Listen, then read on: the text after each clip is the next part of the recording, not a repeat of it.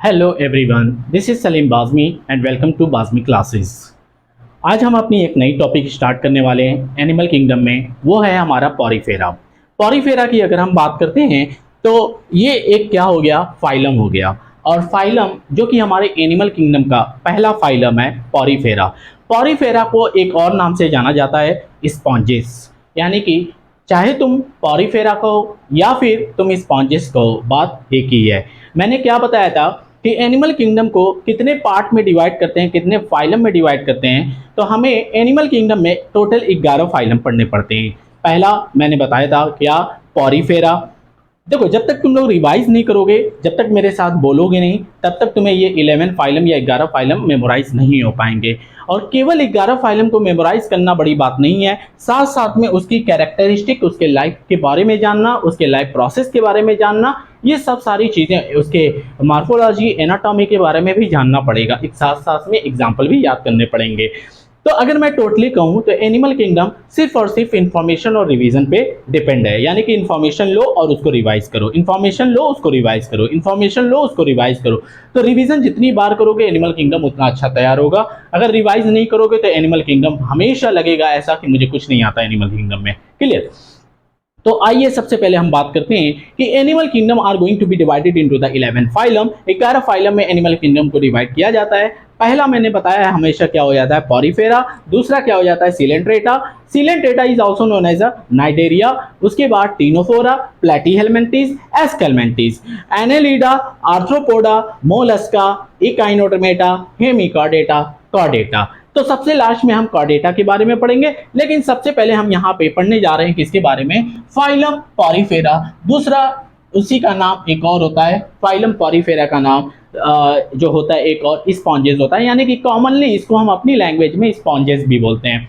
तुमने स्पॉन्जेस देखे होंगे, जो स्पॉन्ज आता है बिल्कुल भी पॉरीफेरा बिल्कुल स्पॉन्ज जैसा होता है। ठीक है, पहले की रानियां महारानियां जो हुआ करती थी, इसी स्पॉन्जेस को उठा करके अपनी बॉडी को रब किया करती थी। और उठा करके रब करने का मतलब है कि अपनी बॉडी को साफ भी किया करती थी।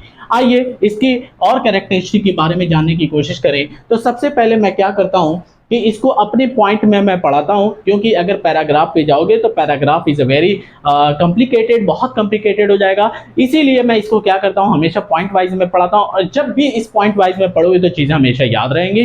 पहली बातें क्या आ गई, पहली बातें हो गई तुम्हारा क्या कि पॉरीफेरा या स्पॉन्जेस का क्या होता है, हैबिट और हैबिटाट। यानी कि अगर सबसे पहले हम पॉरीफेरा की बात करें कि ये कहाँ रहते हैं, इनके रहने का जो तौर तरीका है या फिर ये रहते कहाँ हैं, अगर इन सब की बात करें तो वो सब के सब हैबिट और हैबिटाट में आ जाएंगे। तो आइए सबसे पहले हैबिट और हैबिटाट की बात करते हैं कि ये कहाँ रहते हैं। तो ये सबसे पहले जो पॉरीफेरा होता है या स्पॉन्जेस होता है, ये एनिमल में सबसे पहले शुरुआत हुई एनिमल की। ठीक है, और जब सबसे पहले एनिमल की शुरुआत होती है, चाहे प्लांट की शुरुआत होती है, तो वो हमेशा और हमेशा पानी से शुरुआत होती है। तो इसका मतलब ये है कि पॉरीफेरा भी जो होगा, इसकी शुरुआत जो होगी वो कहाँ से होगी, पानी से होगी। और अगर पानी से होगी तो इट्स मीन्स दैट ये कहाँ पे पाए जाएंगे, एक्वेटिक में पाए जाएंगे। और एक्वेटिक भी यानी कि पानी भी दो तरीके के पानी होते हैं, एक होता है तुम्हारा मैरीन वाटर, एक होता है तुम्हारा फ्रेश वाटर। मैरीन वाटर जो होता है उसको हम जैसे कि सी वाटर को हम मैरीन वाटर कहते हैं। सी वाटर का मतलब समुद्र का पानी, और समुद्र के पानी को ही हम क्या कहते हैं, मैरीन वाटर कहते हैं। तो आइए मैरीन वाटर की अगर हम बात करें, सॉरी एक्वेटिक की अगर हम बात करें, यानी कि पानी में पाए जाने वाले होते हैं। और अगर ये पानी में पाए जाने वाले होते हैं तो उसमें सबसे ज्यादा ये मोस्टली मैरीन में पाए जाते हैं। यानी कि पॉरीफेरा की अगर हम बात करें तो पॉरीफेरा जो है ये सबसे ज्यादा कहाँ पे पाया जाता है, मैरीन वाटर के अंदर पाया जाता है। और मैरीन वाटर का मतलब है कि ये सबसे ज्यादा कहाँ पे पाए जाएंगे, पॉरीफेरा या स्पॉन्जेस, समुद्र के अंदर पाए जाएंगे, सी के अंदर पाए जाएंगे। क्लियर है? इसीलिए ये क्या हो जाएंगे, तुम्हारे मैरीन हो जाएंगे।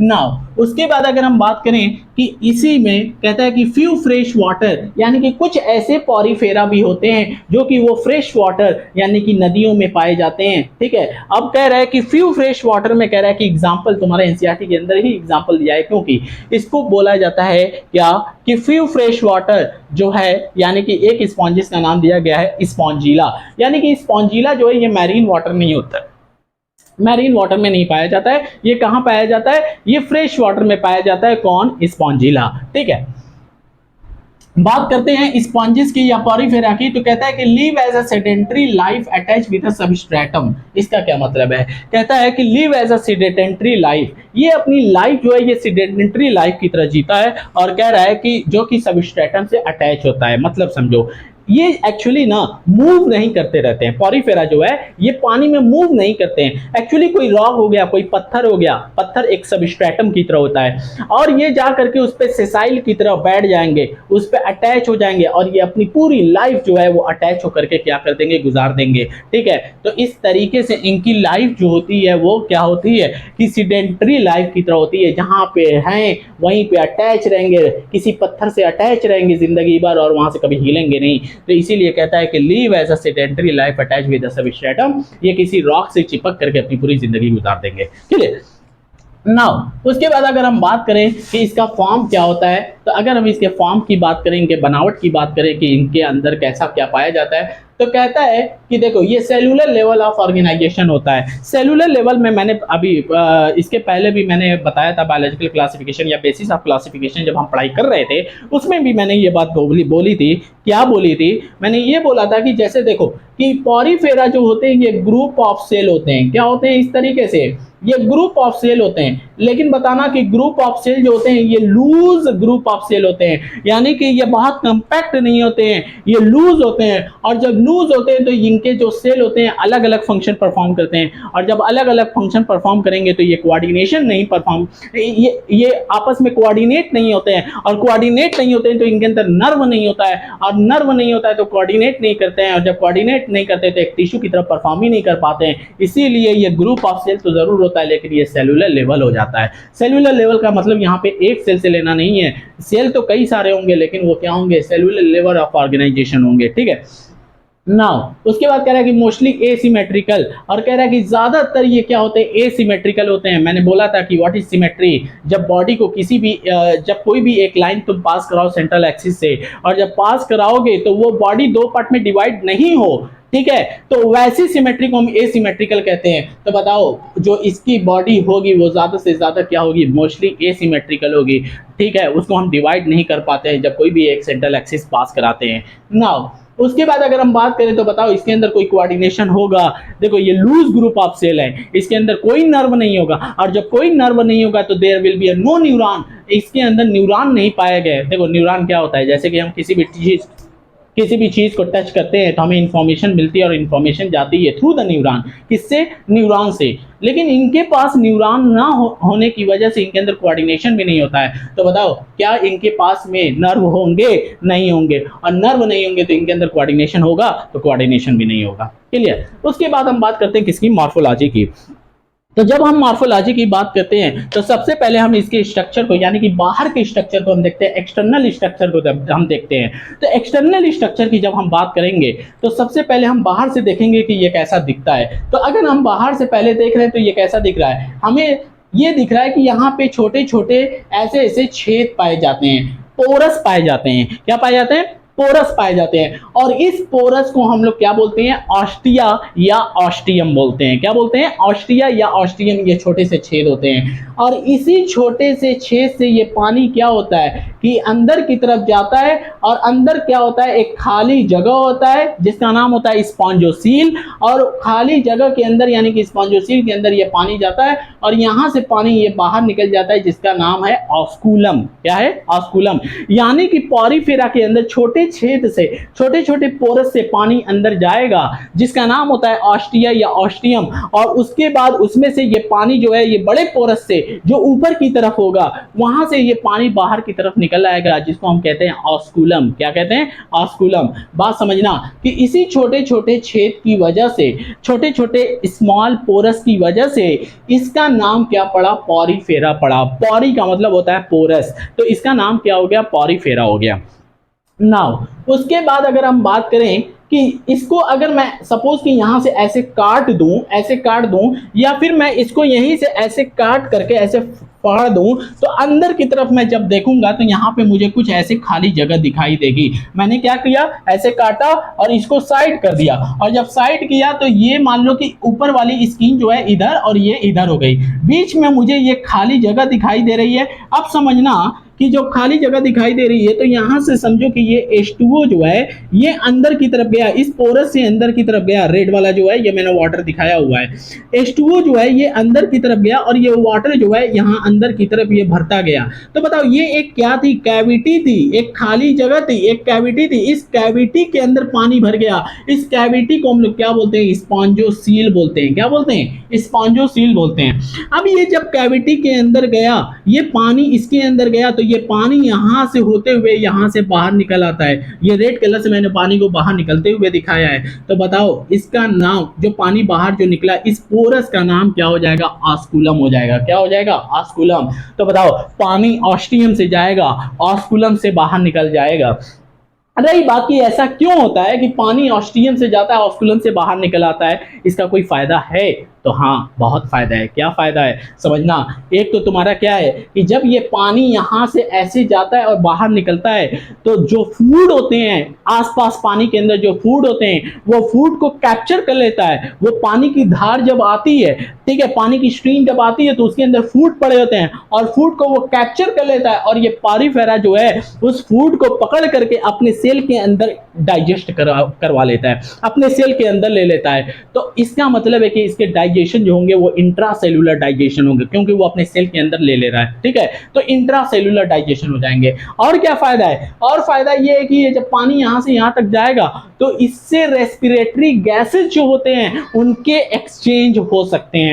यानी कि अब जाहिर सी बात है, ये एनिमल है, लिविंग ऑर्गेनिज्म है, तो इसके पास रेस्पिरेटरी गैसेज भी तो होंगे, तो रेस्पिरेटरी गैसेज जो होंगे वो एक्सचेंज होंगे। और साथ साथ में अगर रेस्पिरेटरी गैसेज एक्सचेंज होंगे, तो अगर ये लिविंग ऑर्गेनिज्म है, तो बताओ जब एक सेल अपना गैस लेगा, अच्छी अच्छी गैसेज लेंगे, तो ये क्या करेंगे, बाहर की तरफ वेस्ट मटेरियल को छोड़ेंगे भी, तो एक्सक्रीट आउट भी तो करेंगे। तो ये वेस्ट मटेरियल को एक्सक्रीट आउट भी कर देते हैं। यानी कि ये क्या करते हैं, गैसेस को लेते भी हैं इसी पानी के माध्यम से, पानी के मीडियम से, ठीक है, स्ट्रीम से, और उसके बाद इसी पानी के थ्रू ये बाहर भी चले जाते हैं। तो ये जो हो गया एक पानी का सिस्टम बन गया। तो इसीलिए इस पानी के सिस्टम को हम यहाँ पे कहते हैं वाटर कैनाल सिस्टम। क्या कहते हैं, वाटर कैनाल सिस्टम कहते हैं। तो अगर कोई पूछे बताओ पॉरीफेरा के अंदर कौन सा सिस्टम पाया जाता है, तो पॉरीफेरा या स्पॉन्जेस के अंदर जो है वो पाया जाता है तुम्हारा क्या, वाटर कैनाल सिस्टम पाया जाता है। क्या पाया जाता है, अगेन एक बार और फिर से, क्या, water canal system, water canal system पाया जाता है। तो वाटर कैनाल सिस्टम का फायदे क्या हो सकते हैं, वाटर कैनाल सिस्टम के फायदे तुम्हारे ये हो सकते हैं कि ये फूड को कैप्चर करेगा। क्या करेगा, फूड को कैप्चर करेगा, रेस्पिरेटरी गैसेस के एक्सचेंज करेंगे, ये रेस्पिरेटरी गैसेस को क्या करेंगे, एक्सचेंज करेंगे, और साथ साथ में क्या करेंगे, एक्सक्रीटरी मटेरियल या एक्सक्रीटरी गैसेस को क्या करेंगे, एक्सचेंज करेंगे। एक्चुअली इनके अंदर जो गैसेस एक्सचेंज होते हैं वो क्या होते हैं कि तुम्हारे सेल के अंदर क्या होते हैं कि एक डिफ्यूजन की तरह डिफ्यूज करते हैं, और जब डिफ्यूज करते हैं तो वो अंदर की तरफ जाएंगे और बाहर की तरफ निकलेंगे, तो ये पानी के थ्रू आते जाते रहेंगे। यही फायदा है वाटर कैनाल सिस्टम का। तो आइए थोड़ा और आगे बढ़ते हैं। तो मॉर्फोलॉजी के बाद हम यहाँ पे अब क्या पढ़ेंगे, एनाटॉमी के बारे में पढ़ेंगे।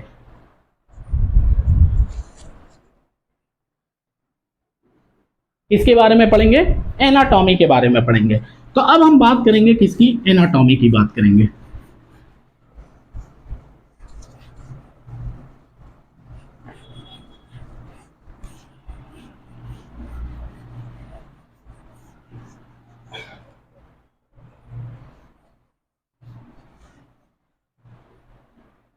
तो एनाटॉमी की जब हम बात करेंगे, तो सबसे पहले मैं क्या कर दे, हाँ, अगला पॉइंट है जो वो एनाटॉमी है।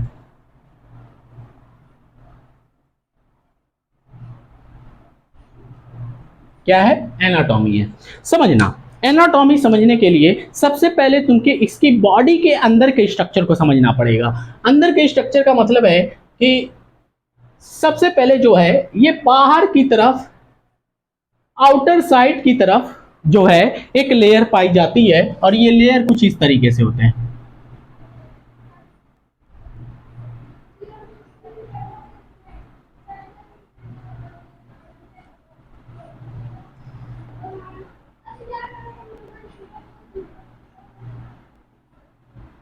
ठीक, ये लेयर जो होते हैं ये कुछ इस तरीके से होते हैं। तो ये बाहर की तरफ लेयर हो गया, ये कहां हो गया, बाहर की तरफ लेयर हो गया। जैसे पॉरीफेरा है तो पॉरीफेरा का ये बाहर वाला लेयर हो गया, क्लियर है। और ये बाहर वाला लेयर होने की वजह से इसका जो नाम पड़ जाता है, इसका नाम पड़ जाता है पिनाकोडर्म। ये बाहर का एक लेयर बन गया, इसका नाम हो गया क्या, पिनाकोडर्म, पिनाकोडर्म। ठीक, अब इसके एक सेल का नाम है, इसके एक सेल का नाम है पिनाकोसाइट।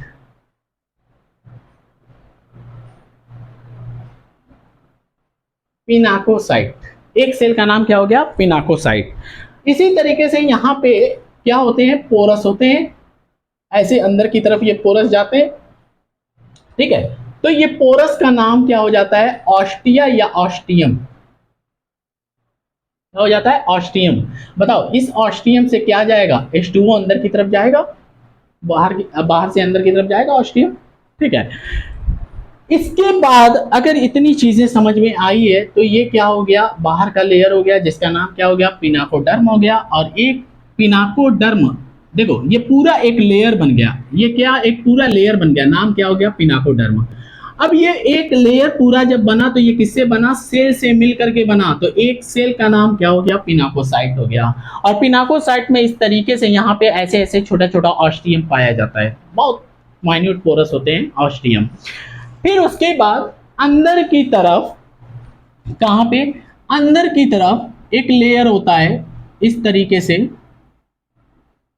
ये भी एक लेयर है। और ये भी लेयर जो है ये किससे मिलके बना है भाई, ये भी सेल से मिलके बना है, किससे मिलके बना है, ये भी तुम्हारे सेल से मिलके बना है, ये सेल से मिलके बना है, क्लियर। इस लेयर का नाम हो जाता है गैस्ट्रोडर्म, क्या हो जाता है, गैस्ट्रोडर्म। ये इस लेयर का नाम हो गया गैस्ट्रोडर्म। अब इसके अंदर जो सेल है गैस्ट्रोडर्म का, इसका एक सेल अगर मैं उठाऊं तो इसके एक सेल का नाम हो जाता है कोएनोसाइट्स, क्या हो जाता है, हाँ कोएनोसाइट्स, एक सेल का नाम कोएनोसाइट हो जाता है, या इसी का नाम जो हो जाता है कॉलर सेल हो जाता है, इसी को हम कॉलर सेल भी कहते हैं, क्लियर। अब समझना, अब इसी के अंदर, इसी के अंदर ऐसे gel like structure, non cellular gel like structure पड़े होते हैं, जेल लाइक स्ट्रक्चर इस तरीके से पड़े होते हैं। और इसका नाम जो होता है मेसोहाइल होता है, मेसोहाइल होता है, क्लियर। अब उसके बाद जो यहां पे अलग अलग इस तरीके से छोटे छोटे स्ट्रक्चर पाए जाते हैं, ठीक है, ये बोनी लाइक स्ट्रक्चर होते हैं। और ये बोनी लाइक स्ट्रक्चर जो होते हैं इसका नाम जो है वो हो जाता है स्पिक्यूल्स, क्या हो जाता है, स्पिक्यूल्स। ये स्पिक्यूल जो होते हैं ये बोन लाइक स्ट्रक्चर होते हैं, बोन लाइक स्ट्रक्चर होते हैं। ये किसके बने होते हैं, CaCO3 के बने होते हैं या सिलिका के बने होते हैं, किसके बने होते हैं, CaCO3 कैल्शियम कार्बोनेट या सिलिका के बने होते हैं। ये बोनी लाइक स्ट्रक्चर होते हैं, ये स्पिक्यूल्स, ये बोन लाइक स्ट्रक्चर यानी कि ये बोन की तरह होते हैं, और कैल्शियम कार्बोनेट है तो जाहिर सी बात है ये बोन की तरह होंगे। तो इसका क्या काम है, तो जो पॉरीफेरा इस तरीके से खड़ा है ना, वो किस वजह से खड़ा है, इसी की वजह से, स्पेक्यूल की वजह से खड़ा है, ठीक है। इसी के अंदर और भी फाइबर जैसे स्ट्रक्चर पाए जाते हैं, इस तरीके से फाइबर जैसे स्ट्रक्चर पाए जाते हैं, ठीक। इस फाइबर जैसे स्ट्रक्चर का नाम हो जाता है स्पॉन्जीन फाइबर, क्या हो जाता है, स्पॉन्जीन फाइबर। इसका भी काम कुछ स्पेक्यूल जैसा ही होता है। और इन सब को मिला दो, चाहे स्पेक्यूल्स को चाहे स्पॉन्जीन फाइबर को, इन सब को मिला दो तो इसको हम लोग कहते हैं एंडोस्केलेटन, यानी कि ये एक स्केलेटन की तरह काम करता है। और ये स्केलेटन जो है ये इनर साइड होता है, इसीलिए इसका नाम एंडोस्केलेटन पड़ गया, क्लियर। तो इसका एनाटॉमी कुछ इस तरीके से है। एनाटॉमी में हमने क्या देखा, कि एक लेयर बाहर की तरफ क्या होगा, पिनाकोडर्म होगा, और एक लेयर जो है अंदर की तरफ होगा जो कि गैस्ट्रोडर्म होगा। और ये अंदर की तरफ जो है गैस्ट्रोडर्म है, तो बताओ ये अंदर की तरफ यानी कि यहाँ पे जो कैविटी होती थी उसको हम क्या बोलते थे, स्पॉन्जोसियस। इसको हम क्या बोलते थे, स्पॉन्जोसियस बोलते थे। ठीक है, इसको हम क्या बोलते थे, स्पॉन्जोसियस बोलते थे। ठीक, बताना अब स्पॉन्जोसिल की तरफ बताना कौन सा लेयर है, गैस्ट्रोडर्म वाला है। ठीक है, अब ये कोहेनोसाइट या कॉलर सेल जो है ये किसकी तरफ है, स्पॉन्जोसिल की तरफ है। ये थोड़ा सा इंपॉर्टेंट क्वेश्चन है कि बताओ, कभी कभी पूछ देता है कि बताओ कि स्पॉन्जोसिल की तरफ जो है, स्पॉन्जोसिल को लाइन करने वाला, स्पॉन्जोसिल को लाइन करने वाला जो सेल है वो कौन सा है, कोहेनोसाइट है या कॉलर सेल है। ठीक है, अब उसके बाद बीच में जो जेली लाइक स्ट्रक्चर पड़ा है ये नॉन सेलुलर होता है। ये क्या होता है भाई, ये नॉन सेलुलर होता है, ये नॉन सेलुलर होता है। क्यों, क्योंकि ये इसमें कोई भी सेल जैसा स्ट्रक्चर नहीं देखने को मिलता है, इसीलिए ये नॉन सेलुलर हो जाता है। और उसके बाद ये रेड वाला जो मैंने बताया ये बोन लाइक स्ट्रक्चर होता है, नाम स्पिक्यूल्स हो जाएगा, बोन लाइक स्ट्रक्चर हो जाएगा, कैल्शियम कार्बोनेट का बना होगा या सिलिका का बना होगा, दोनों का। इसमें एक फाइबर, ये जो ग्रीन कलर का मैंने दिखाया ये एक फाइबर होता है जिसका नाम स्पॉन्जिन फाइबर होता है, ये भी एंडोस्केलेटन की तरह ही काम करेंगे। तो ये सब मिलकर के एंडोस्केलेटन की तरह काम करते हैं। और इस पोरस का नाम ऑस्ट्रियम हो गया, ये बाहर का लेयर जो हो गया ये पिनाकोडर्म हो गया, और उसके सेल का नाम क्या हो गया, पिनाकोसाइट हो गया। अब आगे थोड़ा अगर हम बढ़ें तो इसके बाद एनाटॉमी के बाद हम पांचवी बात करेंगे इसके लाइफ प्रोसेस की। ठीक है, किसकी बात करेंगे, लाइफ प्रोसेस की बात करेंगे।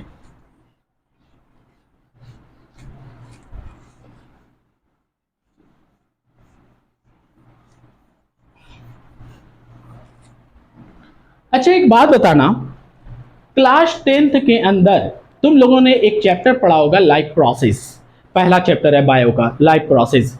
लाइफ प्रोसेस के अंदर डेफिनेशन तो जानते ही हो कि इसको लाइफ प्रोसेस क्यों बोलते हैं, क्योंकि क्योंकि इसकी जो लाइफ है इसके कुछ तुम्हारे इंपॉर्टेंट फंक्शन होते हैं, कुछ इंपॉर्टेंट सिस्टम की वजह से इनके फंक्शन चलते रहते हैं, और अगर ये फंक्शन करेक्टली परफॉर्म ना करें तो इसकी लाइफ क्या हो जाएगी, रुक जाएगी। तो ये सारी इसकी लाइफ के प्रोसेस है, मेन फंक्शन है। तो अगर हम बात करें कि इसकी लाइफ प्रोसेस में हमने सबसे पहले अगर देखा होगा, याद होगा तुम लोगों को, तो किसके बारे में हम पढ़ते हैं, डाइजेशन के बारे में पढ़ते हैं, याद है। उसके बाद तुम लोगों को याद होगा कि हम लोग किसके बारे में पढ़ते हैं डाइजेशन के बाद, आई थिंक रेस्पिरेशन के बारे में, डाइजेशन के बाद, हाँ रेस्पिरेशन के बारे में ही शायद पढ़ते हैं। रेस्पिरेशन के बाद हम शायद सर्कुलेटरी सिस्टम के बारे में पढ़ते हैं, और सर्कुलेटरी सिस्टम के बाद शायद हम एक्सक्रीटरी सिस्टम के बारे में पढ़ते हैं, और यहीं पे हमारे क्लास 10 का चैप्टर जब इतना हम पढ़ लेते हैं तो हमारे क्लास 10 का चैप्टर वो खत्म हो जाता है। क्लियर। तो रही बात कि लाइफ प्रोसेस, हर एक ऑर्गेनिज्म का अपना लाइफ प्रोसेस होता है, उसका अपना अलग डाइजेशन होता है, उसका अपना अलग रेस्पिरेशन होता है, उसका अपना सर्कुलेटरी सिस्टम होता है, उसका अपना एक्सक्रीटरी सिस्टम होता है। तो हर एक ऑर्गेनिज्म का अपना लाइफ प्रोसेस अलग अलग होता है। हमारे लाइफ प्रोसेस अलग होता है और हमने अपने लाइफ प्रोसेस के बारे में क्लास 10 का पहला चैप्टर पढ़ा है। ठीक है, इसी तरीके से आइए पॉरीफेरा के लाइफ प्रोसेस के बारे में देखते हैं कि इसका क्या है लाइफ प्रोसेस।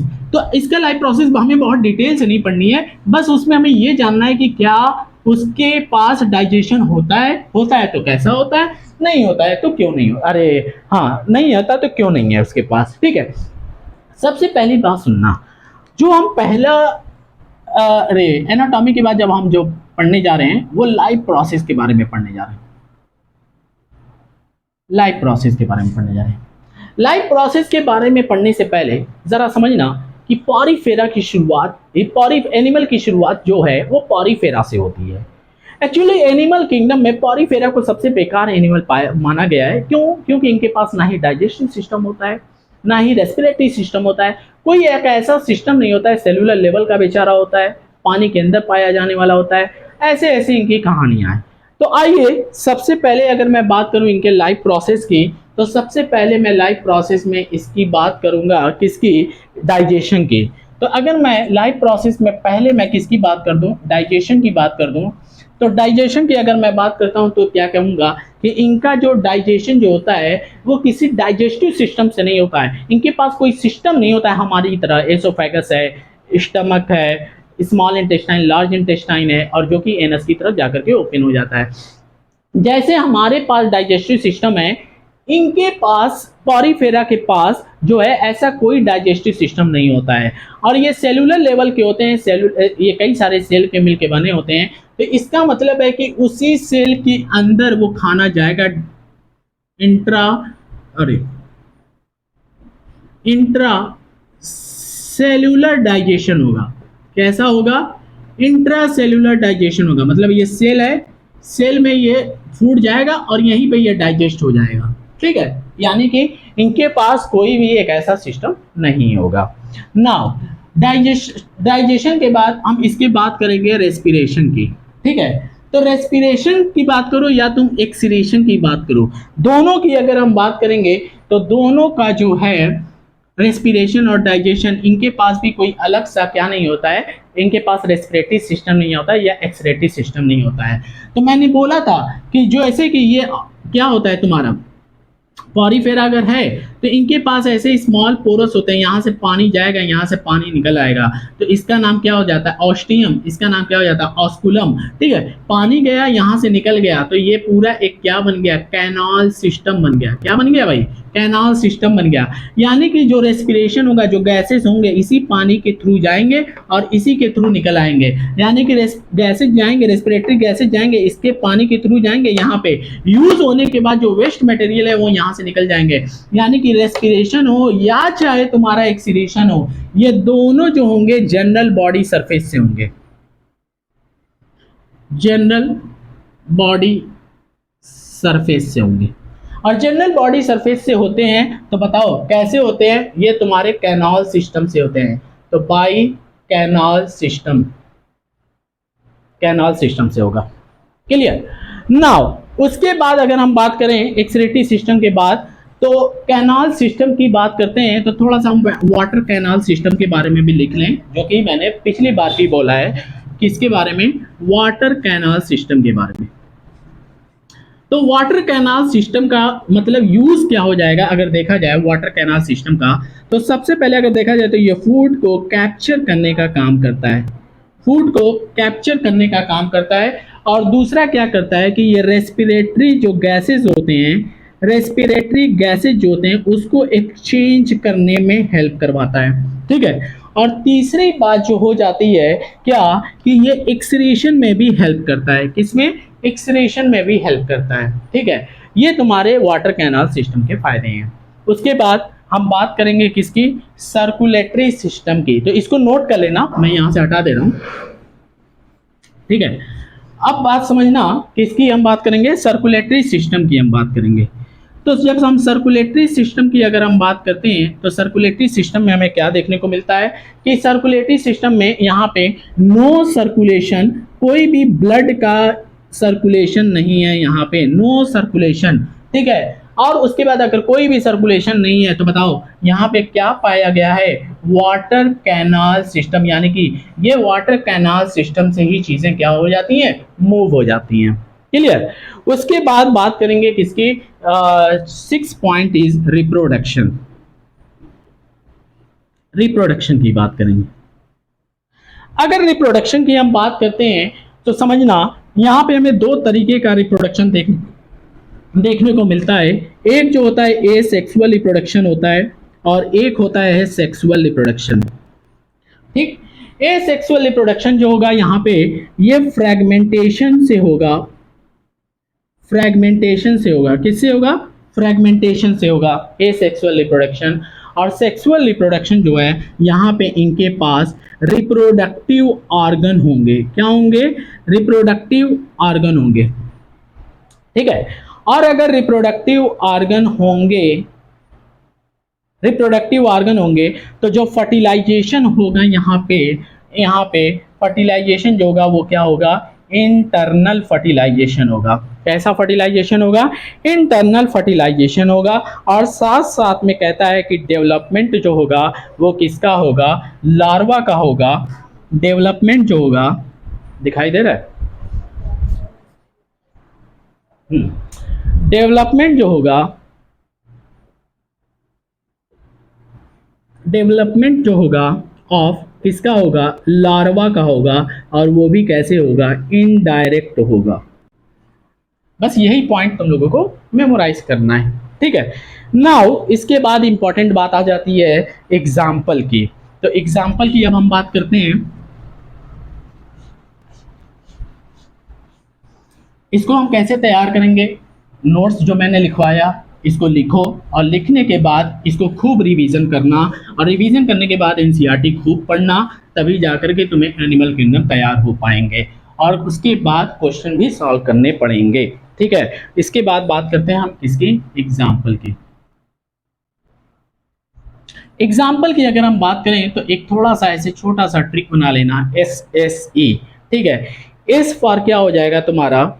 एस फॉर हो जाएगा तुम्हारा साइकॉन, SSE, तो साइकॉन।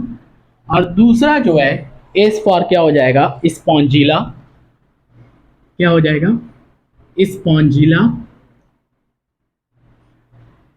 और स्पॉन्जिला के बाद ई फॉर तुम्हारा क्या हो जाएगा? ई स्पॉन्जिया। स्पॉन्जिया, ठीक।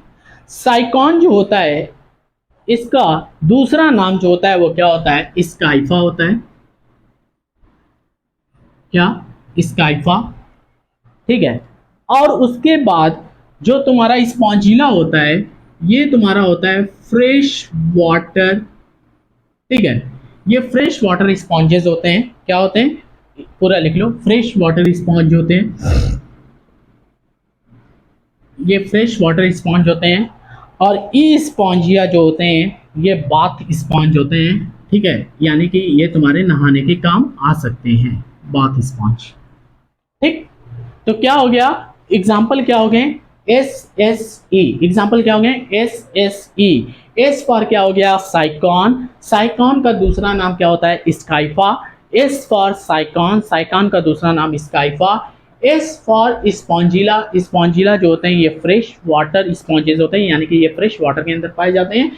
ई स्पॉन्जिया, ए स्पॉन्जिया जो है ये बाथ स्पॉन्ज होते हैं। तीन एग्जाम्पल हो गए किसके? तुम्हारे पॉरीफेरा के। क्लियर है? अब तीन एग्जाम्पल के बाद नाउ अब हम मूव करेंगे अपने अगले टॉपिक की तरफ, जो कि क्या है? सीलेंट्रेटा या नाइडेरिया। मैं हर लेक्चर में कम से कम कोशिश करूंगा कि दो फाइलम को लेकर के तो चलूं, एटलीस्ट दो फाइलम को कवर करके चलूं। क्लियर? तो अब हम बात करेंगे किसकी? अब यहां में हम बात करेंगे सीलेंट्रेटा की।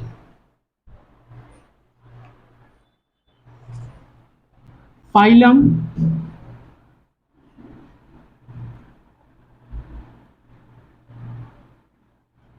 सीलेंट्रेटा, ठीक है। Coelenterata is also known as a Cnidaria.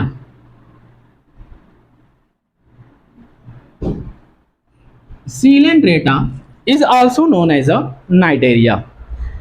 अगर हम सीलेंट्रेटा की ही बात करें तो कहता है कि देखो फाइलम, ये अब दूसरा फाइलम चालू हो गया हमारा, यानी कि पॉरीफेरा के बाद अब हमारा क्या स्टार्ट हो गया? सीलेंट्रेटा स्टार्ट हो गया, ठीक है। तो सीलेंट्रेटा को हम समझेंगे। तो सीलेंट्रेटा को समझने के लिए सबसे पहले हम फिर अगेन देखेंगे कि इसका नाम सीलेंट्रेटा क्यों पड़ा, या फिर इसको हम नाइडेरिया क्यों कहते हैं। क्लियर है? तो अगर हम इसको देखें कि इसको हम सीलेंट्रेटा क्यों कहते हैं या नाइडेरिया क्यों कहते हैं, तो समझना कि सीलेंट्रेटा इसलिए कहते हैं क्योंकि यहां पे सीलेंट्रॉन पाया जाता है। सीलेंट्रॉन एक्चुअली क्या होता है? ये एक कैविटी होती है इनके अंदर। कैविटी का मतलब है कि अगर मान लो कि ये बॉडी है और यहाँ से इनकी कैविटी शुरू होती है, जैसे कि ये माउथ हो गया, ये क्या हो गया? मानो कि ये माउथ हो गया। अब माउथ से शुरू हुआ लेकिन कहीं पे भी ये एनस दिखाई नहीं दे रहा है, ठीक है। और ये पूरी एक कैविटी बन गई, ठीक है, कहीं पे भी एनस नहीं दिखाई दे रहा है, यानी कि यही जो माउथ है यही एनस की तरह काम करेगा। तो जो ऐसी कैविटी हो, जो ऐसी कैविटी हो जिसके पास एक ही ओपनिंग हो, क्या हो, एक ही ओपनिंग हो, तो इसको हम कहते हैं सिलेंट्रॉन, और इसी सिलेंट्रॉन की वजह से नाम आया इसका क्या, सीलेंट्रेटा। क्या आया है, सीलेंट्रेटा। तो रही बात कि अब तुम लोग सोचोगे कि तो फिर नाइडेरिया क्यों आया, ठीक है, अब तुम लोग सोचोगे कि फिर तो नाइडेरिया का नाम, इसका नाम नाइडेरिया क्यों पड़ा। तो नाइडेरिया जो पड़ा, ये पड़ा है तुम्हारे एक ग्रीक वर्ड से जिसका नाम होता है, नाइडेरिया जो है जिसका नाम होता है नाइडॉस। ये ग्रीक वर्ड है नाइडॉस। नाइडॉस का मतलब होता है, नाइडॉस का मतलब होता है कि स्टिंगिंग थ्रेड, स्टिंगिंग थ्रेड, यानी कि इसके पास थ्रेड लाइक एक ऐसा स्टिंग होगा जो कि क्या करेगा, तुम्हें ऐसे चुभो देगा, इंजेक्ट कर देगा। और इनके अंदर बहुत ही पॉइजनस क्या पाए जाते हैं कि कुछ केमिकल पाए जाते हैं जिसका नाम होता है नीमेटोसाइट्स। ये क्या करेंगे, स्टिंग थ्रेड से क्या करेंगे, किसी को भी ये अपने दुश्मन को क्या कर देते हैं, मार देते हैं और खा जाते हैं, ठीक है। तो स्टिंगिंग थ्रेड को हम लोग ग्रीक वर्ड में क्या बोलते हैं, नाइडॉस बोलते हैं, और नाइडॉस की वजह से ही इसका नाम नाइडेरिया पड़ा, ठीक है। और सिलेंट्रेटा क्यों पड़ा, ये सिलेंट्रॉन की वजह से पड़ा। सिलेंट्रॉन इज अ कैविटी, सिलेंट्रॉन क्या होती है, एक कैविटी होती है। आइए अब इसके हम क्या करेंगे, हैबिट और हैबिटाट की बात हम करते हैं।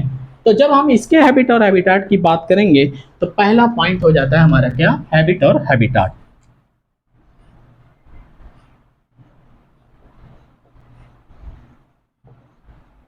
हैबिट और हैबिटाट।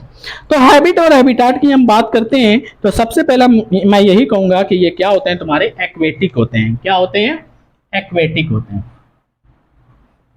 अब समझना, एक्वेटिक होते हैं तो इसमें भी सबसे ज्यादा ये क्या पाए जाते हैं, मोस्टली मैरीन होते हैं, यानी कि ये सबसे ज्यादा पानी में पाए जाते हैं, और सॉरी समुद्र वाले पानी में, यानी कि सी वाटर में पाए जाते हैं। मैरीन का मतलब क्या हो गया, सी वाटर। क्या हो गया तुम्हारा, सी वाटर। तो ये मोस्टली मैरीन में पाए जाते हैं, सी वाटर में पाए जाते हैं, और ये सम जो होते हैं, कुछ जो होते हैं ये फ्रेश वाटर में पाए जाते हैं। सम फ्रेश वाटर, कुछ जो है ये फ्रेश वाटर में पाए जाते हैं, क्लियर। नाउ उसके बाद हम इसके बात करेंगे फॉर्म की, ठीक है। तो इतना मैं थोड़ा इरेज करता हूं और इसके बाद मैं बात करूंगा फॉर्म की।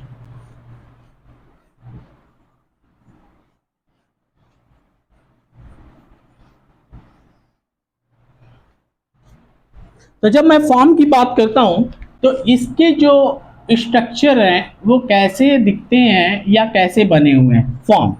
तो जब फॉर्म की मैं बात करूंगा तो सबसे पहले इनके अंदर मैं लेवल ऑफ ऑर्गेनाइजेशन देखूंगा, लेवल ऑफ ऑर्गेनाइजेशन।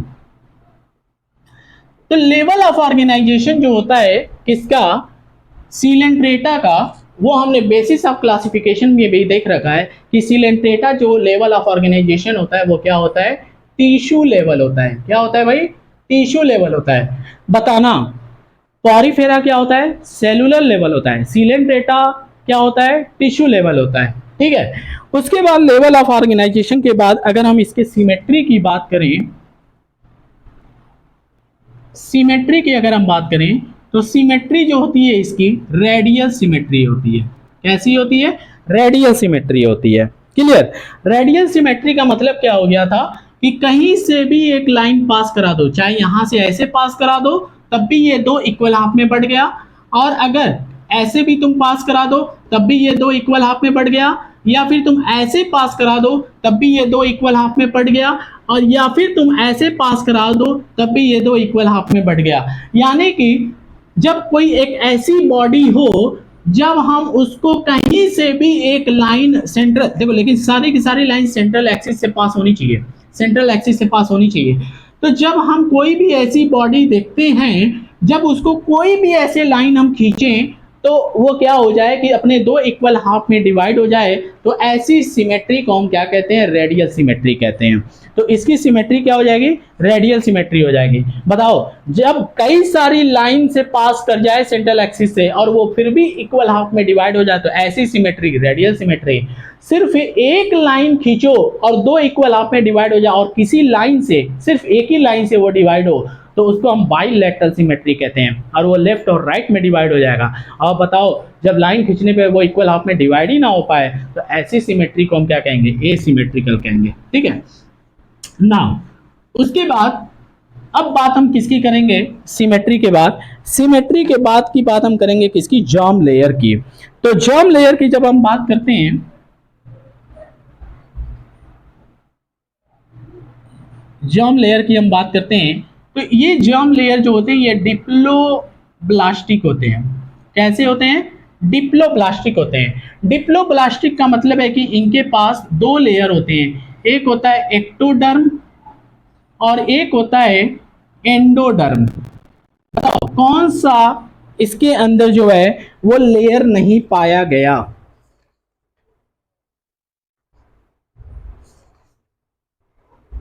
इनके अंदर बताओ कौन सा लेयर नहीं पाया गया, मेसोडर्म लेयर नहीं पाया गया।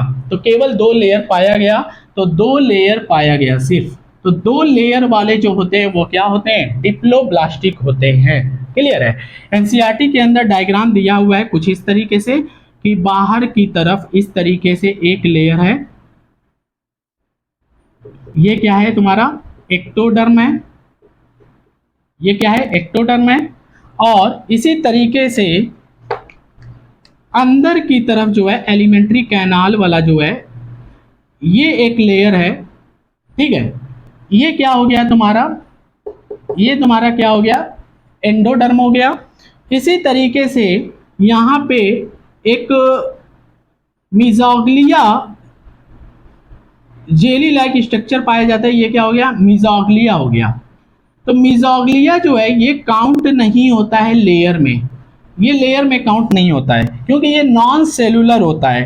अब समझना, ये क्या हो गया तुम्हारा एक्टोडर्म, और ये तुम्हारा क्या हो गया ग्रीन वाला एंडोडर्म, ये सेलुलर होते हैं और इसकी वजह से ये दो लेयर बन जाता है। ठीक है, अब दो लेयर का मतलब क्या हो गया, एक्टोडर्म एंडोडर्म। बताओ डिप्लोब्लास्टिक। तो जर्म लेयर जो है, जर्म लेयर जो है वो कैसा हो गया, डिप्लोब्लास्टिक हो गया। नाउ जर्म लेयर के बाद बात आती है किसकी, जर्म लेयर के बाद आती है किसकी बात, सीलोम की बात आती है, सीलोम की बात आती है। तो सीलोम जो होता है इसका, ये कैसा होता है,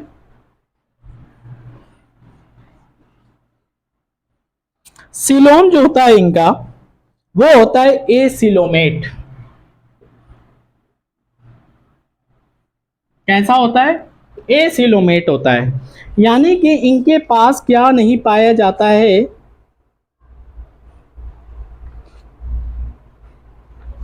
सीलोम नहीं पाया जाता है।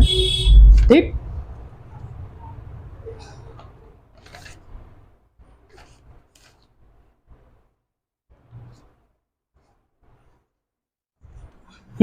क्या नहीं पाया जाता है, सीलोम नहीं पाया जाता है। अगर बॉडी इस तरीके से है, ये बीच में एलिमेंट्री कैनाल होगा और इस तरीके से यहाँ पे ये कैविटी नहीं होगी, खाली जगह नहीं होगा, यानी कि मेसोडर्म लेयर अब नहीं होगा। ठीक है, ये पूरा ये कैविटी भर जाएगी, और कैविटी जब भर जाएगी तो यहाँ पे कोई भी कैविटी नहीं होगी, और जब कोई भी कैविटी नहीं होगी तो कैविटी का मतलब क्या है कि कोई भी सीलोम नहीं होगा। कैविटी मतलब क्या होता है, सीलोम। तो कोई भी तुम्हारा क्या है कि सीलोम नहीं होगा, और जब कोई भी कैविटी नहीं तो कोई भी सीलोम नहीं, और सीलोम नहीं तो बताओ वो क्या हो जाएगा तुम्हारा, एसिलोमेट हो जाएगा। क्लियर। तो अब आते हैं, बात करते हैं, अगर इतनी बात हो गई फॉर्म की, तो फॉर्म के बाद हम बात करेंगे मॉर्फोलॉजी की। बताओ सीलेंट्रेटा या नाइडेरिया का फॉर्म, लेवल ऑफ ऑर्गेनाइजेशन कैसा, टिश्यू लेवल, सिमेट्री कैसा, रेडियल, जर्म लेयर कैसा, डिप्लोब्लास्टिक, डिप्लोब्लास्टिक में दो लेयर, एक्टोडर्म एंडोडर्म दो लेयर। ठीक है, सीलोम कैसा, एसिलोमेट। ठीक है, ये याद होना चाहिए। उसके बाद फॉर्म के बाद हम बात करेंगे किसकी, फॉर्म के बाद हम बात करेंगे मॉर्फोलॉजी की। किसकी बात हम करेंगे? मॉर्फोलॉजी की, यानी कि ये बाहर से कैसे दिखते हैं। ठीक है, तो जब हम मॉर्फोलॉजी की हम बात करेंगे, यहाँ पे तीसरा पॉइंट आ जाता है मॉर्फोलॉजी। मॉर्फोलॉजी, तो जब हम मॉर्फोलॉजी की बात करते हैं तो इसमें कहता है कि हैव टू टाइप ऑफ, क्या? Have two type of body, दो तरीके की बॉडी होती है बेस्ड ऑन मॉर्फोलॉजी। अगर हम मॉर्फोलॉजी के हिसाब से देखें तो हमें दो तरीके की बॉडी दिखाई देती है। एक जो होता है बॉडी जो होती है वो कैसी होती है? पॉलिप होती है। एक जो होती है वो पॉलिप होती है, और दूसरी जो होती है वो कैसी होती है? मेडूसा होती है। कैसी होती है? एक होती है तुम्हारी पॉलिप और एक होती है मेडूसा। पॉलिप जो होती है वो ज्यादातर कैसी होती है? सेसाइल होती है, और मेडूसा जो होता है वो ज्यादातर कैसा होता है? ये तुम्हारा मोस्टली जो होता है ये फ्री लिविंग होता है। फ्री लिविंग होता है, और फ्री लिविंग के साथ साथ अगर मेडूसा का स्ट्रक्चर अगर हम देखें तो ये अम्ब्रेला लाइक स्ट्रक्चर दिखाई देता है। अम्ब्रेला लाइक स्ट्रक्चर होता है। क्लियर? बताना कि जो सिलेंट्रेटा की जो बॉडी होती है उसको हम दो तरीके की बॉडी देखते हैं। एक बताओ कैसा? पॉलिप, एक कैसा? मेडूसा। एक पॉलिप, एक मेडूसा। पॉलिप जो होती है वो मोस्टली सेसाइल होती है। सेसाइल का मतलब है कि ये मूव नहीं करेंगे, ये किसी चट्टान से या रॉक से जाकर के चिपक जाएंगे और वहीं पड़े रहेंगे, और पड़े रहेंगे तो वो हिलेंगे नहीं। ठीक है, तो इसका एग्जाम्पल हो जाता है किसका? और सुनो, पॉलिप, एक और बात कि पॉलिप इसका नाम क्यों पड़ा? क्योंकि इसकी जो बॉडी होती है वो ज्यादातर कैसी होती है? सिलेंड्रिकल बॉडी होती है। और due to the cylindrical not sessile, sessile की वजह से पॉलिप नाम नहीं पड़ा, सिलेंड्रिकल बॉडी होने की वजह से इसका नाम पॉलिप पड़ा, और अम्ब्रेला लाइक स्ट्रक्चर रखने की वजह से इसका नाम मेडूसा पड़ा। लेकिन मेडूसा जो है ये मोस्टली फ्री लिविंग बॉडी होते हैं, और ये पॉलिप जो होते हैं ये मोस्टली सेसाइल होते हैं। अगर हम इसके दो एग्जांपल देखो, सबसे पहले मैं इसकी बॉडी की थोड़ा बात कर लूं कि इसकी जो बॉडी होगी वो थोड़ा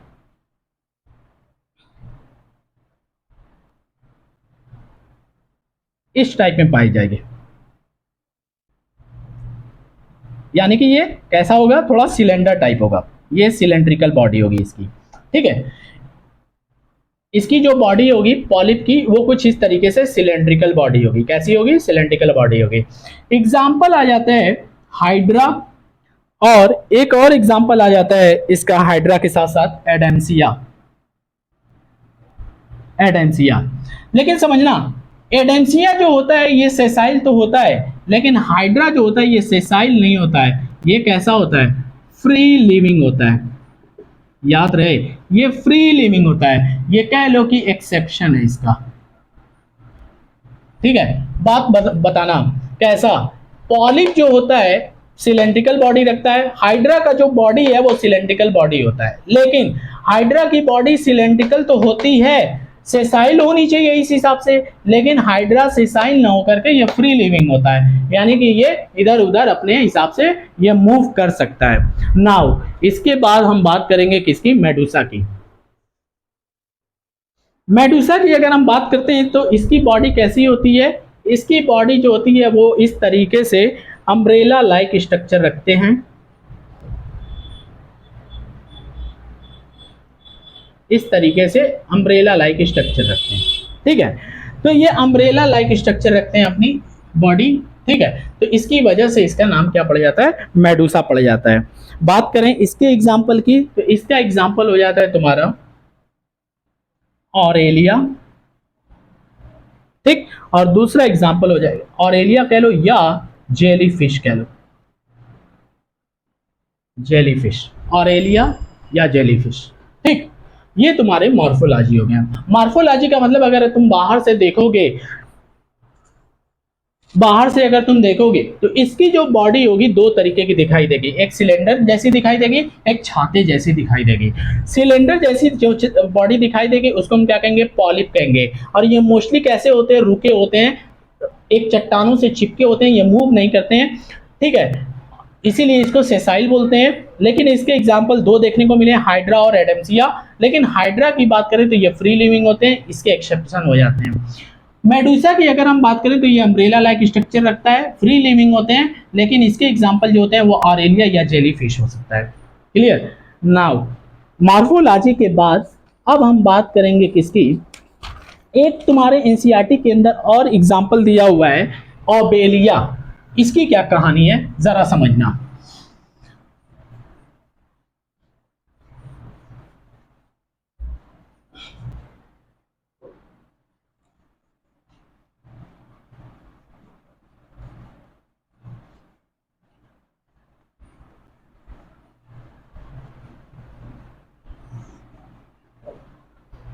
किसकी, ओबेलिया की। एक एग्जाम्पल दिया हुआ है ओबेलिया। ओबेलिया कहता है कि तुम्हारा ये अल्टरनेशन ऑफ जनरेशन शो करता है, अल्टरनेशन ऑफ जनरेशन शो करता है। अच्छा, अल्टरनेशन ऑफ जनरेशन शो करने की वजह से क्या शो करता है, अल्टरनेशन ऑफ जनरेशन शो करने की वजह से इसको एक हम टर्मिनोलॉजी दे देते हैं, कहते हैं कि ये मेटाजेनेसिस होता है। क्या होता है, मेटाजेनेसिस। अल्टरनेशन ऑफ जनरेशन का मतलब यहाँ पे क्या हो गया, मेटाजेनेसिस। चाहे तुम अल्टरनेशन ऑफ जनरेशन को चाहे तुम मेटाजेनेसिस को, बात एक ही है। बताओ, ओबेलिया कहता है कि ये अल्टरनेशन ऑफ जनरेशन शो करता है। और मैंने बताया था प्लांट किंगडम जब हम लोग पढ़ रहे थे, तुम्हें याद होगा कि अल्टरनेशन ऑफ जनरेशन का मतलब ये होता है कि जब कोई भी ऑर्गेनिज्म अपनी पूरी जिंदगी का कुछ हिस्सा एक स्टेज पे गुजारे और फिर उसके बाद दूसरे स्टेज पे गुजारे, उसको हम क्या कहते हैं, अल्टरनेशन ऑफ जनरेशन कहते हैं। ठीक है, जैसे कि मैंने प्लांट के अंदर बताया था कि अल्टरनेशन ऑफ जनरेशन में, जैसे कि मैंने इसमें बताया था ब्रायोफाइटा में, कि ये अपने जो है लाइफ जो है गैमेटोफाइट से शुरू करते हैं और स्पोरोफिल पे जाकर के खत्म करते हैं, या स्पोरोफिल से गैमेटोफाइट से स्पोरोफिल या स्पोरोफिल से गैमेटोफाइट पे आते हैं। तो इसको हम क्या कहते हैं, अल्टरनेशन ऑफ जनरेशन कहते हैं। ओबेलिया की अगर हम बात करें तो ओबेलिया जो है इसके अंदर देखो ये क्या करेंगे, अपनी जो है ये पॉलिप पे अगर होंगे तो ये मेडुसा पे जाना चाहेंगे। ठीक है, पॉलिप से देखो एक पॉलिप पे होगा या एक मेडुसा पे होगा, तो हो सकता है कि पॉलिप से मेडुसा और मेडुसा से पॉलिप। ठीक है, तो अगर देखो पॉलिप से मेडुसा की तरफ जाएंगे, किसके, पॉलिप से मेडुसा की तरफ जाएंगे, ठीक है, तो यहां पे ये क्या करेंगे, एसेक्सुअल रिप्रोडक्शन करेंगे। ठीक, और मेडुसा से जब पॉलिप पे आएंगे तो यहां पे ये क्या करेंगे, सेक्सुअल रिप्रोडक्शन करेंगे। तो बताओ, एक बार ये अगर पॉलिप पे हैं तो ये मेडुसा पे भी रह सकते हैं, मेडुसा पे भी हैं तो पॉलिप पे भी रह सकते हैं। तो अगर पॉलिप से मेडुसा पे जाएंगे तो ये सेक्सुअल रिप्रोडक्शन करेंगे, और मेडुसा से पॉलिप पे आएंगे तो ये सेक्सुअल रिप्रोडक्शन करेंगे। तो इस तरीके से दो स्टेज, यानी कि एक पॉलिप एक मेडुसा, दो स्टेज पे अगर हम रहेंगे तो इसको हम क्या कहेंगे, अल्टरनेशन ऑफ जनरेशन कहेंगे या मेटाजेनेसिस कहेंगे। क्लियर। तो ये किसके अंदर, इसका एग्जाम्पल क्या हो जाता है, ओबेलिया। तो ओबेलिया के अंदर ऐसा देखने को मिला। नाउ उसके बाद हम थोड़ा सा बात करेंगे अब एनाटॉमी की।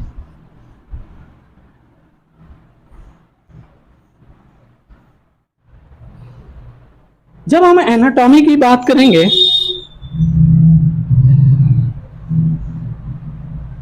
तो ये हमारा कौन सा पॉइंट हो जाएगा, फोर्थ पॉइंट ना। Fourth point anatomy.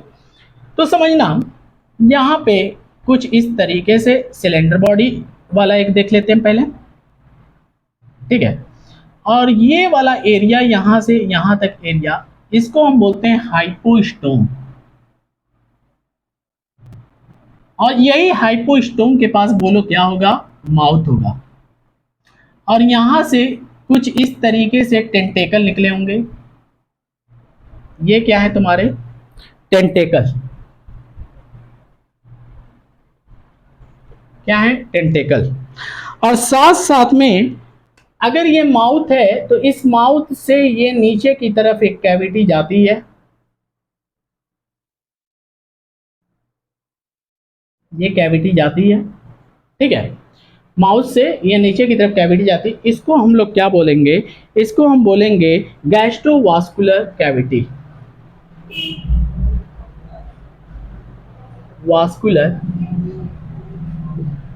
Cavity, gastrovascular cavity इसको हम बोलेंगे, ठीक है। अब समझना, इसी के ऊपर यहां पे ऐसे कुछ छोटे छोटे सेल होते हैं,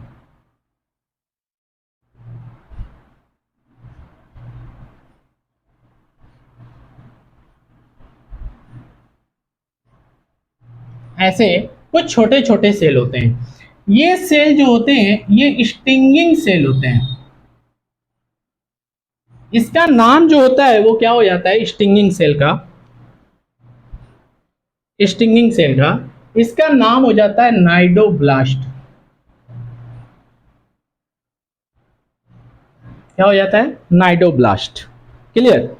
तो बताना, नाइडोब्लास्ट जो है ये स्टिंगिंग सेल हो गया, ये बहुत ही क्या होते हैं, पॉइजनस होते हैं, बहुत ही पॉइजनस होते हैं। देखो, ये पूरी एक क्या होगी, सिलेंड्रिकल बॉडी होगी, तो मैं कह सकता हूं कि ये किसका स्ट्रक्चर हो गया, पॉलिप का स्ट्रक्चर हो गया, पॉलिप का स्ट्रक्चर हो गया, ठीक है। इसकी ये बॉडी सिलेंड्रिकल जैसा हो गया, ये वाला एरिया हाइपोस्टोम, हाइपोस्टोम के पास क्या है, माउथ है, ये क्या है तुम्हारा, टेंटेकल है, और टेंटेकल के ऊपर छोटे छोटे इस तरीके से सेल होते हैं जिसको हम स्टिंगिंग सेल कहते हैं, जिसको हम नाइडोब्लास्ट कहते हैं। और नाइडोब्लास्ट जो होता है ये बहुत ही पॉइजनस होता है, क्योंकि इनके अंदर जो होता है एक ऑर्गेनिल होता है, निमेटोसाइट, उसके अंदर ये केमिकल भरा होता है, जो कि वो क्या करते हैं, जब कोई उनके पास दुश्मन आता है, ठीक है, उसको मार जाते हैं, उसको ये क्या करते हैं, स्टिंग करते हैं, मार देते हैं इसी से, और मारने के बाद उसको क्या कर जाते हैं, खा जाते हैं, ठीक है। तो ये हेल्प करता है इनके दुश्मनों को मारने के लिए, प्रे को मारने के लिए, ठीक है। और उसके बाद हाइपोस्टोम के पास माउथ है, माउथ से नीचे जाओगे तो ये एक कैविटी दिखाई देती है जिसको हम गैस्ट्रोवास्कुलर कैविटी कहते हैं। इसके पास कोई भी एक ऐसी एनस वेनस जैसी चीज नहीं है। जब एनस वेनस जैसी चीज नहीं है तो बताना, इसके पास जो ओपनिंग है एक ही ओपनिंग है, केवल माउथ वाली ओपनिंग है, और केवल माउथ वाली ओपनिंग है तो यही एनस की तरह काम करेगा, यही माउथ की तरह काम करेगा। तो जब एक ओपनिंग हो जो वही दोनों की तरह काम करे और इस तरीके से कुछ कैविटी बन जाए तो उसको हम क्या कहते हैं, सिलेंट्रॉन कहते हैं, और सिलेंट्रॉन के ही नाम पे पड़ा क्या, सिलेंट्रेटा, ठीक है। ये तुम्हारा क्या हो गया, पॉलिप का हो गया। पॉलिप के साथ साथ तुम्हारा क्या है, मेडुसा का भी देख लो, मेडुसा में भी कोई खास नहीं है, इसको थोड़ा हटाता हूं मैं।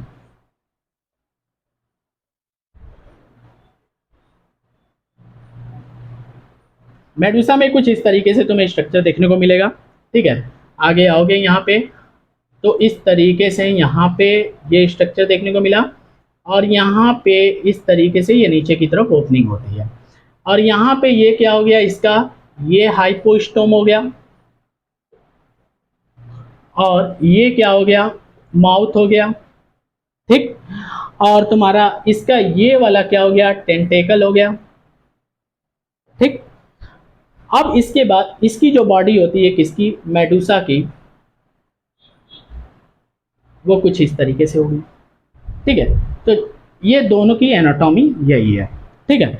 एनाटॉमी के बाद थोड़ा सा अब हम बात करेंगे किसकी, लाइफ प्रोसेस की, ठीक है। लाइफ प्रोसेस को समझते हैं।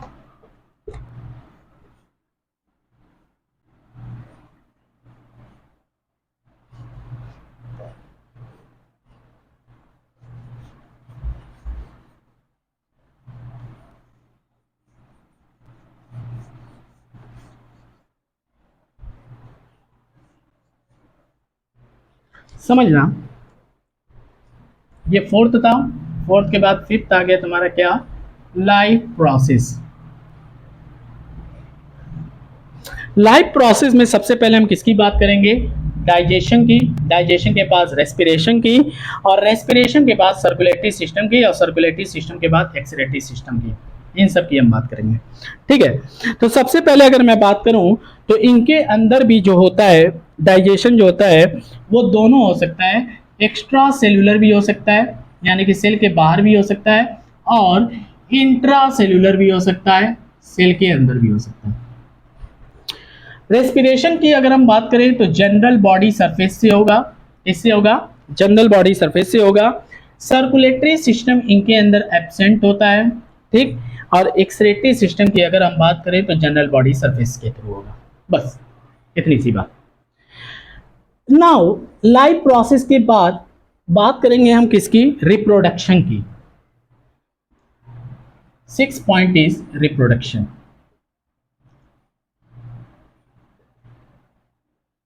रिप्रोडक्शन रिप्रोडक्शन की अगर हम बात करें तो समझना इसके अंदर हमें दो चीजें देखने को मिलती है, एक पॉलिप और एक मेडुसा। पॉलिप और एक मेडुसा, ठीक है। तो पॉलिप के अंदर जो होगा वो एसेक्सुअल रिप्रोडक्शन होगा। कैसा होगा, एसेक्सुअल रिप्रोडक्शन होगा। एसेक्सुअल रिप्रोडक्शन जो होंगे ये एक्सटर्नल होते हैं। कैसे होते हैं, एक्सटर्नल होते हैं, और साथ साथ में ये किससे करेंगे, बडिंग से करेंगे, ठीक। मेडुसा जो होता है ये क्या करेगा, अपना सेक्सुअल रिप्रोडक्शन कराएगा। क्लियर, सिर्फ इतनी सी बात। इसके बाद अब इसके अंदर थोड़ा सा हम एग्जाम्पल की बात करेंगे।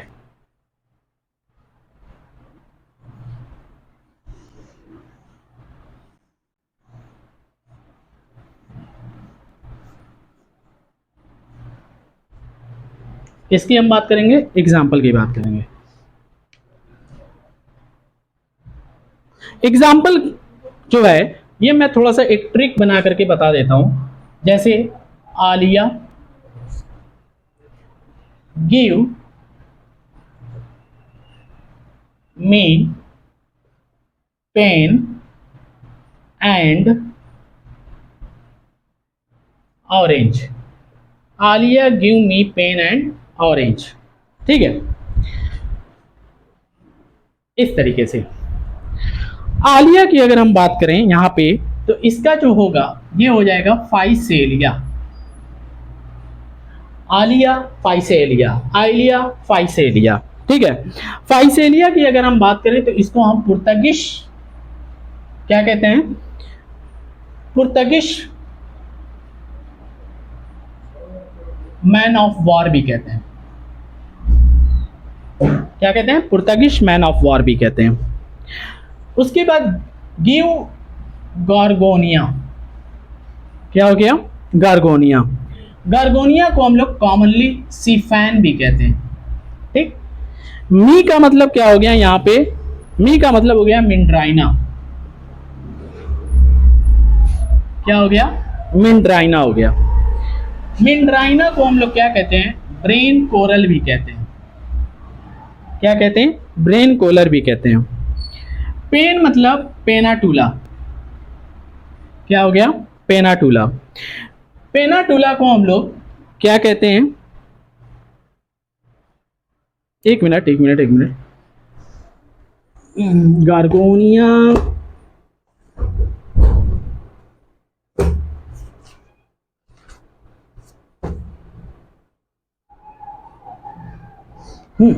इसको हम लोग कॉमनली क्या कहते हैं, सी पेन कहते हैं, ठीक। और एंड फॉर एडेम्सिया, एडेम्सिया, एडेम्सिया को हम लोग सी एनिमोन भी कहते हैं, ठीक। ऑरेंज का मतलब यहाँ पे दो चीजें हो गई, एक हो गया तुम्हारा ऑबेलिया, एक हो गया तुम्हारा ऑरेलिया, ठीक है। ये तुम्हारे एग्जाम्पल हो गए किसके, तुम्हारे सिलेंट्रेटा के या नाइडेरिया के। एक बार फिर से रिवाइज करते हैं हम लोग इसको। पहला बताना, अगर इसको मैंने बोला कि एक निमोनिक की तरह याद करोगे तो सारे तुम्हारे एग्जाम्पल जो है ये कलेक्टिवली तुम्हें याद रहेंगे। आलिया फाइसेलिया जिसको हम पुर्तगिश मैन ऑफ वॉर भी कहते हैं, गिव गार्गोनिया सी फैन जिसको कॉमनली नोन कहते हैं, मी मेंड्राइना ब्रेन कोरल इसको कॉमनली नोन कहते हैं, पेन पेनाटूला, सी पेन कहते हैं, एंड एडेंसिया, सी एनिमॉन कहते हैं, orange obelia aurelia, aurelia give me pen and orange. ठीक, इससे फायदा ये होगा कि जब ऑप्शन में क्या होता है कि जब कई सारे एग्जाम्पल आ जाते हैं तो हमें कलेक्टिवली याद रहते हैं कि कौन सा एग्जाम्पल जो है वो सारे जो है वो किसके हैं, सिलेंट्रेटा के हैं। इसी के साथ साथ एक छोटी सी और बस मैं बात बता दूं, जो कि एनसीईआरटी के अंदर ये स्ट्रक्चर दिया हुआ है, उस स्ट्रक्चर की अगर हम बात करें तो थोड़ा सा उसकी बात करके हम लोग इस लेक्चर को हम लोग खत्म करेंगे। ठीक है, समझना वो चीज क्या है।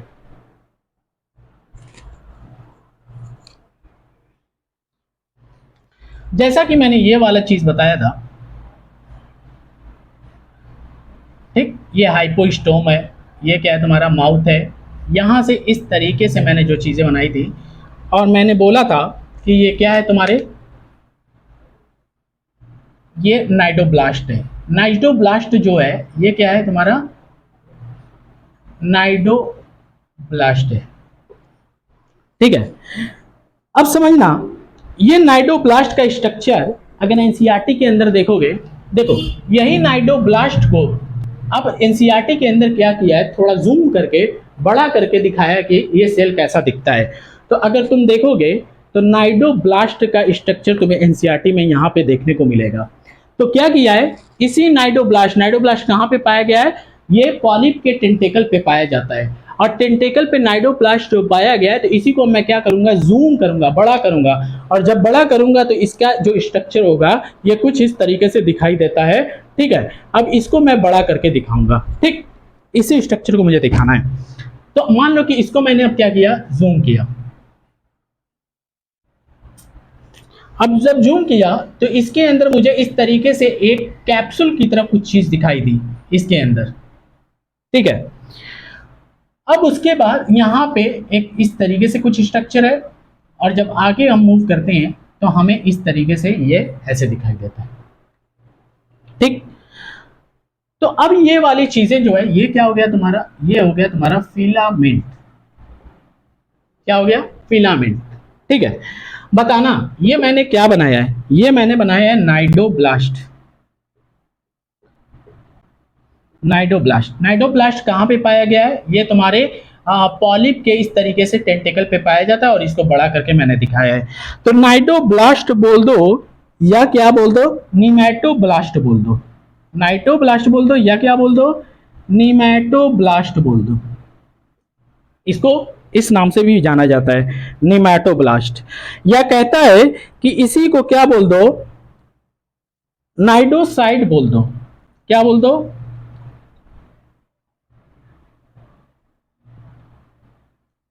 नाइडोसाइड बोल दो। ठीक, नाइडोसाइड बोल दो या निमैटोसाइड बोल दो।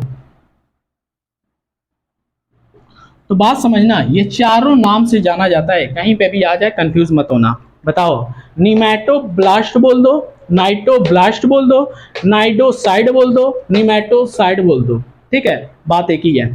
बात करते हैं नाइडोब्लास्ट की। तो नाइडोब्लास्ट की जब हम आगे बात करते हैं तो इसमें जो ये है छोटा वाला स्ट्रक्चर, इसका नाम हो जाता है नाइडोसाइड। नाइडोसाइड। ठीक है, और उसके बाद इसके अंदर इस तरीके से कुछ केमिकल भरे होते हैं यहाँ पे। ठीक है, इसको हम लोग क्या बोलते हैं, इसको हम बोलते हैं निमैटोसाइड। इस ऑर्गेनिल के अंदर केमिकल भरे होते हैं, इसको हम बोलते हैं निमैटोसाइड। और यहाँ से कुछ देखना, तुम्हारे एनसीईआरटी के अंदर कुछ इस तरीके से स्ट्रक्चर दिखाया होगा, इसको हम लोग बोलते हैं लासो। ठीक, और यहाँ पे एक न्यूक्लियस दिया होगा, इसको हम लोग क्या बोल देंगे, न्यूक्लियस। ठीक, साथ साथ में ये पूरा ये स्ट्रक्चर क्या हो गया, ये तुम्हारा एक कैप्सूल की तरह हो गया। इस कैप्सूल के अंदर जो है ये भरा हुआ है निमैटोसाइड। ठीक है, तो ये तुम्हारा एक छोटा सा स्ट्रक्चर का डायग्राम हो गया। ठीक है, ये तुम्हारे इसके बाद ये सिलेंट्रेटा और नाइडेरिया खत्म होते हैं। इसके बाद मेरे ख्याल से तो जो थर्ड लेक्चर आएगा वो आएगा तुम्हारा टीनोफोरा पे, और हो सकता है कि प्लेटी एलिमेंटिस, दोनों में कंबाइन करके ही पढ़ाऊँ। तो thank you, thanks a lot, and इसको तुम लोग नोट्स बना करके रिवाइज ज़रूर करना। Okay, thank you.